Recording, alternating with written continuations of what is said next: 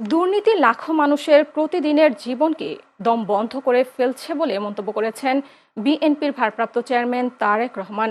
একই সঙ্গে আগামী দিনে দুর্নীতির বিরুদ্ধে যুদ্ধ আরও শক্তভাবে চালাতে বিএনপির ৭ পরিকল্পনার কথা জানিয়েছেন তিনি। আজ আন্তর্জাতিক দুর্নীতি বিরোধী দিবসে নিজের ভেরিফাইড ফেসবুক পেজে দেয়া এক পোস্টে এইসব পরিকল্পনার কথা তুলে ধরেন তিনি। এই সময় বহু বছর অব্যবস্থাপনার পর দুর্নীতির বিরুদ্ধে লড়াই অবশ্যই কঠিন হবে বলেও মন্তব্য করেন তিনি। পোস্টে তারেক রহমান লিখেন, দুর্নীতি কিভাবে বাংলাদেশকে পঙ্গু করে দিচ্ছে তা বুঝতে দূরে যাওয়ার দরকার নেই।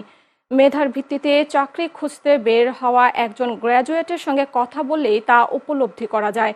দুর্নীতি প্রতিরোধ দেশের সব নাগরিককে ঐক্যবদ্ধ হওয়ার আহ্বানও জানিয়েছেন তারেক রহমান।